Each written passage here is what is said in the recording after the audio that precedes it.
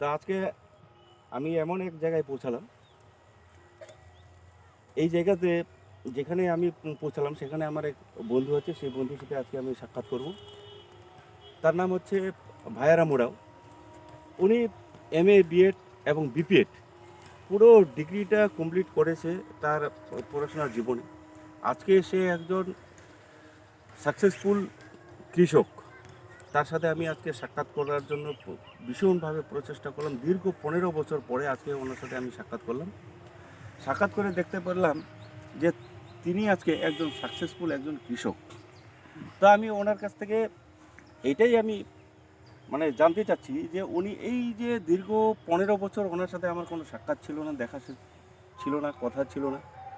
তো ওনার কাছ থেকে একটা পুরো এলাকাতে, পশ্চিমবঙ্গতে বিশেষ করে বা সারা ভারতবর্ষে ওনার মারফতে একটা আমি মেসেজ দিতে চাই যে শুধুমাত্র চাকরি, পড়াশোনা করার পরে চাকরি পাওয়াটাই যে শেষ কথা নয়, তার সাথে কৃষি কাজ করার পরেও যে একজন সাকসেসফুল একজন মানুষ হিসেবে সুপরিচিত হওয়া যায় সারা এলাকাতে, সেই বার্তাটাই ওনার মারফতে আমি সারা পশ্চিমবঙ্গের যুবকদের কাছে পৌঁছাতে চাই যে ওনার যে চিন্তাভাবনা, উনি কীভাবে সাফল্য হয়েছেন সেই বার্তাটা আমি ওনার মারফতে পৌঁছাতে চাচ্ছি এই একটা ছোট্ট ভিডিওর মারফতে। আমি আমি আমি ভাইয়ারা মোড়াও, বাড়ি খালচাঁদপাড়া, ছোট শালকুমার মৌজায় বাড়ি। দেখেন জমি, আমার পিতৃ সম্পত্তি, এগুলো আমাদের প্রচুর জমি আছে। আমি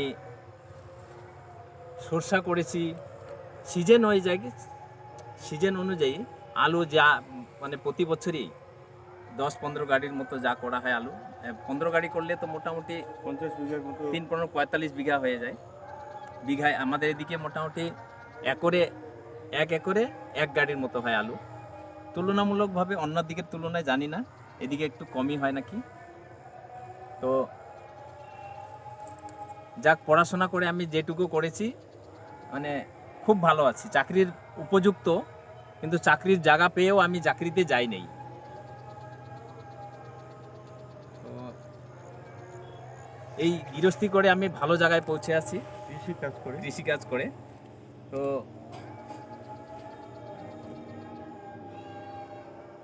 যে গ্রামবাসীদের কাছে বা গ্রামের যুবকদের কাছে আপনার কি বার্তা?